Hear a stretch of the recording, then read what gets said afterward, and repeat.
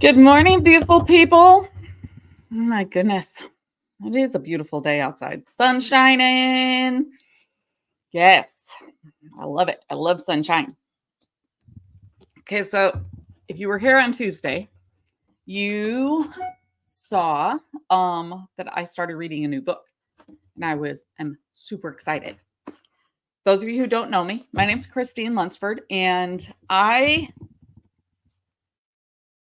help bridge the gap between conventional medicine and holistic medicine because I don't know about you. You ever gone to the doctor and you walk away and have no answers? So frustrating. And I have learned over the last several years of doing my research that part of that is that doctors are shackled by our health insurance. And they don't teach all of those things. They get taught so much stuff. I can't even imagine. I just can't even imagine. So sometimes the need is to look elsewhere. I provide hope. I can provide hope because I have been there and I have been in the position of being told there's nothing you can do. And I don't believe that. God didn't make this body to just sit back and rot. My name is Christine Lunsford.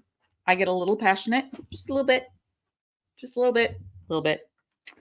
And I was starting to have a few symptoms that I thought, okay, where are these coming from? And Holy Spirit laid it on me to pull out this book that's been sitting on my shelf for a while. I'm sure a few of you have done that also. You know, sits on the shelf and you're going to get to it one of these days. So here are some of the things that I was experiencing. And this is a list of symptoms on page 6. So if you've gotten the book, you can follow along. Fatigue. That's one of mine. Weight gain, a little bit, not so much. Sometimes I wake up with a morning headache. Sometimes I wake up in the middle of the night with a headache. And I think that's just so weird. Because I'm like, why do I have a headache in the middle of the night? It's not like I'm doing anything except sleeping. Depression, not so much. Constipation, don't have that. Hypersensitivity to cold weather. Okay, well, I just attribute that to moving from, up north where it was cold to here where it is not cold all the time. Poor circulation and numbness in hands and feet. My hands will go numb when I'm sleeping. And it's not like I'm laying on my hand. It's the opposite. So if I'm laying on my left side, it's my right arm that goes to sleep. Weird, I know. Muscle cramps, I don't get those. Increased susceptibility to colds and I don't do that. I am not highly susceptible to everybody else's illnesses. And that is because I actively work on my immune system every single day. It's not it's flu season, I'm going to increase what I'm doing. No, it's not the way it works. Slow wound healing, that's not me. I heal pretty quick. Excessive amount of sleep required to function properly. I guess that depends on who you ask, because I require 8 hours of sleep, at least. Otherwise, I was a cranky girl. Chronic digestive issues.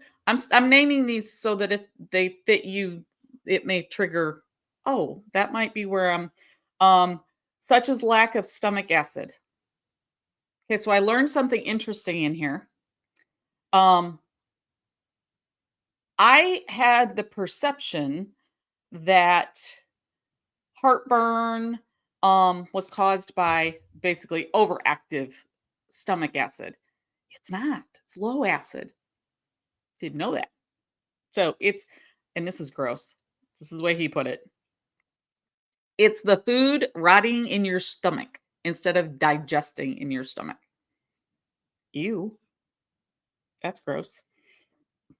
Itchy, dry skin. I have noticed I've had drier skin. Dry or brittle hair. It's drier than it used to be, but it's not brittle. Hair falls out easily. Nope, I don't have that problem. Interesting. dry skin is listed twice. So it's itchy dry skin and just dry skin. Low auxiliary body heat temperature. Interesting. So I was required to track my temperature every single day for that time. And I discovered that my body temperature runs very low. I'm not 98.6, I'm 96.8 or 97.7. So it tends to run very low. So I didn't know that. I thought that was very interesting. Edema, especially facial swelling, which they have another word here and I'm not going to try to pronounce it. And this was an interesting one. Loss of the outer portion of your eyebrows. I don't have that either. But that was some of the most common symptoms of low thyroid function. I thought that was very interesting. Honestly, I don't know about you, but I'm super excited to get to the part of the book where they tell us how to fix it. Right now, he's telling us what's broken or how to see what's broken. So a few things that I saw in here that I highlighted. Okay, ladies, listen up. If you're over 40, listen up. Because this is one of the things that sets me off, is using the excuse that I'm getting older for symptoms. When a doctor tells me that, I kind of grit my teeth and I want to look at him and go, wrong answer, dude. Try again. Nope. It's not the way it works. It's an excuse. So, his words.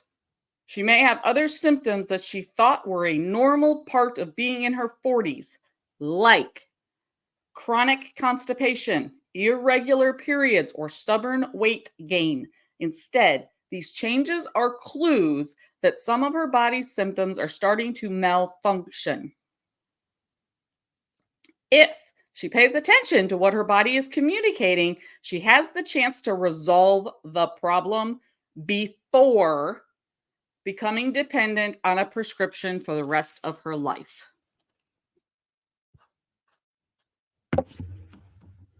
That's what sets me off, is when doctors say, and they've said this to me multiple times, we'll just wait until you can't deal with it on a daily basis and we'll just give you a pill.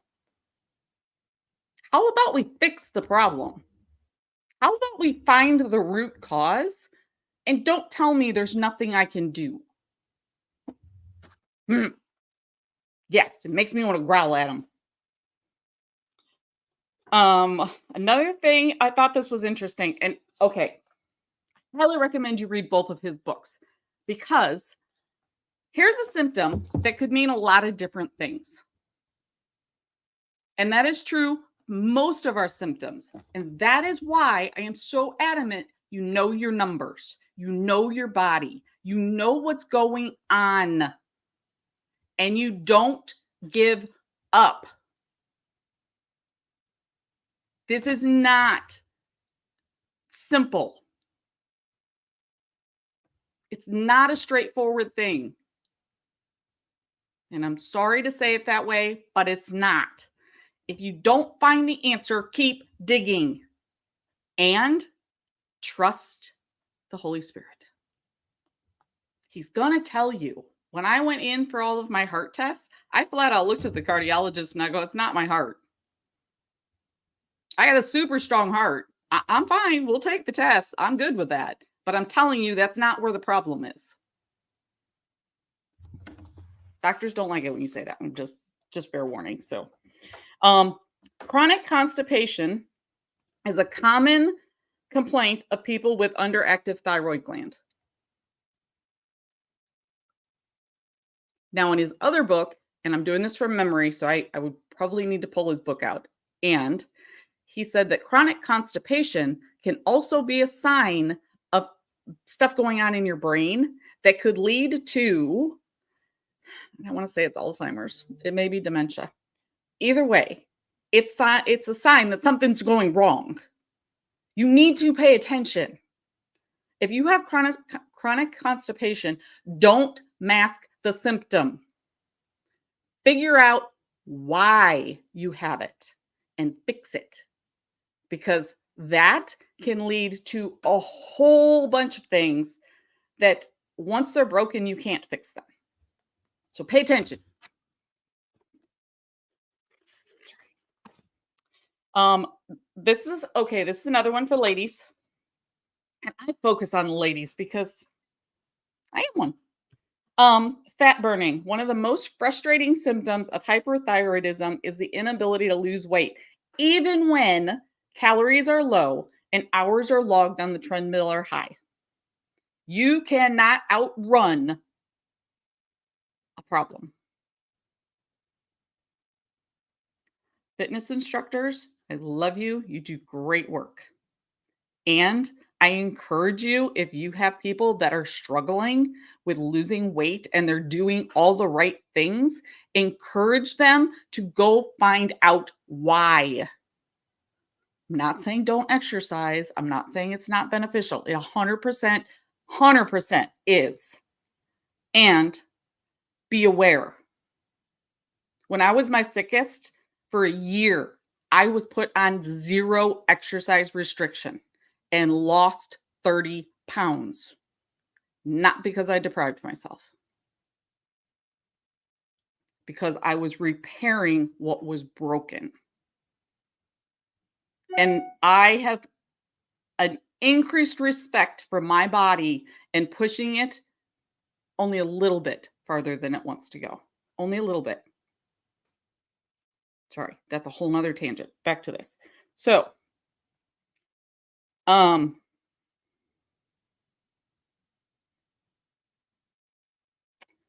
the low thyroid function makes it harder for the body to burn fat by shutting down the sites of the cells that respond to the enzyme that metabolizes fat. So again, fix the problem and everything else will fall into place. And he said, so not only does stored fat refuse to budge, but the inability to burn fat for energy also contributes to. So you already have this problem going on. You already have the fact that you can't lose the weight. So if this is the root cause, because again, there can be more than one root cause. If this is the root cause, you have a chain reaction. And so not being able to burn the fat also contributes to fatigue, chronic cravings for sweets and starchy foods, and hypothyroidism hinders human growth hormone, which is the building muscle through exercise is difficult, if not impossible. And you could actually lose muscle mass. That is why it is so important and why I am so adamant about let's find out the root cause. Let's quit accepting there's nothing you can do about it. Let's quit accepting we're just getting older. No, ladies, put your foot down. This is your life you're talking about. This is you being able to get down on the floor with your grandkids and have fun. This is you being able to walk up stairs without feeling like you're going to die halfway up. This is you being able to do what you love. Is it gardening? It starts with taking care of your wellness. And that is not just popping a pill to mask a symptom. I've had people say to me, well, you take pills. Yeah, I take supplements that are very specific to the things that my body needs support with. I'm not going to deprive my body of what it needs to support doing what God made it to do.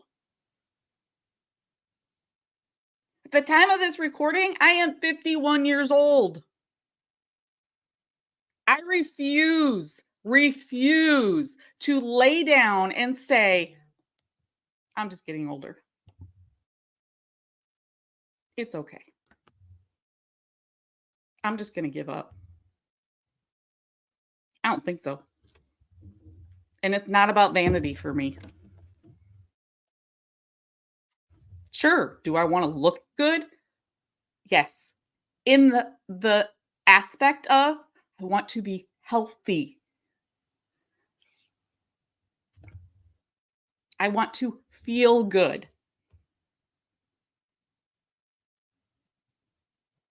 My sister is going to be here in a couple days, and I'm super excited because some of these symptoms she has also. And like I said, I cannot wait. I'm going to be on this for a little bit. So, especially now, if these are symptoms that you struggle with and you're looking for answers, hey, you can go get the book. That's fine. You can go read it yourself. Or you can tune in here and I will share with you as I am doing the research.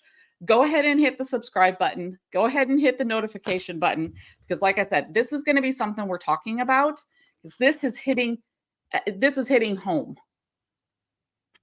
And I really cannot wait to get to the part that he says, hey, try this. One of the other things he talks about in here is body heat and hot flashes. And I've talked long enough today, so I'm not going to go into that. And what if you could get rid of your hot flashes? What if you could find out what your the root cause is? How awesome would that be? So, I love you. I would say I apologize for yelling at you today. And I am hoping that it hits home. I hope you realize how passionate I am about you feeling good.